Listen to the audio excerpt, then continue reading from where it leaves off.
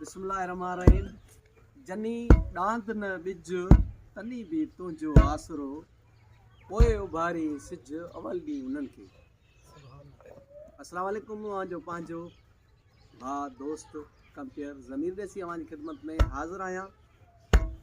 पंहिंजा जेके देसी ग्रुप जा दोस्त मिट माइट भाइर आहिनि उन्हनि खे दिलि जे खुलूस ऐं गहराइण सां भलीकार चवां थो।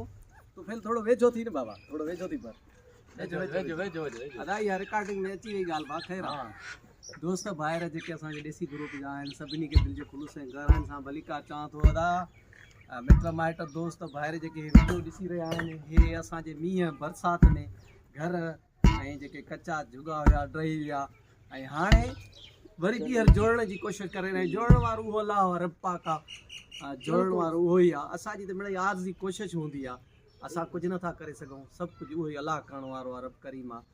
त उनजी ताक़त ऐं जेको आहे सो उनजी जेको आहे सो हर शइ आहे उहो ई जोड़ींदो ऐं जॾहिं उहो ड्राहींदो आहे त वरी जोड़ींदो वरी उनखां बहितर आहे, वधीक जोड़ींदो आहे ऐं सुठी जोड़ींदो आहे। त उन में उमेदूं आहिनि, उन में ई आसरा आहिनि। उस्ताद साईं हीअ जेका चरी तव्हां हई आहे जी साईं, हिन में घणो पथर लॻंदो? हिन में बाबा 3 ट्राल लॻी वेंदियूं। 3 ट्रालियूं लॻी वेंदियूं। वॾो ख़र्चु आहे, वॾो ख़र्चु वॾो आहे सर। हा अच्छा। उन खां पोइ भला हे हिन में सिरूं घणी लॻंदियूं? सिरुनि जी बि 1.5 ट्राल लॻी वेंदी। 1.5 ट्राल लॻी वेंदी, माना 50,000 सिरुनि जी ट्राली। 50 खां मथे ईंदो भाउ। हा हा, पोइ ख़र्चु तमामु घणो आहे, ख़र्चु ॾाढो आहे। हा उस्ताद हे धमक छा लाइ थो हणे, छा लाइ थो हणे बाबा? हे चरी विहारूं, चरी विहारण जे लाइ। साईं तव्हां ॾिसी रहिया आहियो मुंहिंजा जेके दोस्त भाइर मिट माइट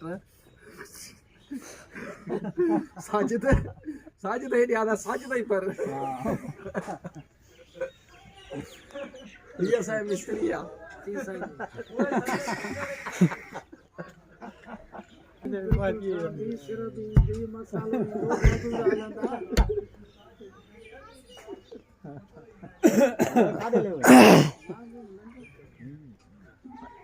अब भाई केतिरो ख़र्चु ईंदो? साईं न त सुठो ख़र्चु अची वेंदो। ट्रालियूं 3 ट्रालियूं पथर ईंदियूं, 1.5 ट्राली अची वेंदी।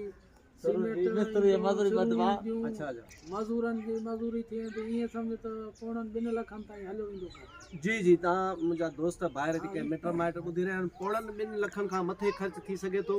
बहरहाल असां तव्हांखे जेके असांजा मिट माइट दोस्त अवां खे इहा असां गुज़ारिश कंदासीं त असांखे दुआ कयो बसि। दुआउनि जा जेको आहे सो तमामु ढिघ मोकिलियो, भरियूं दुआउनि जो मोकिलियो।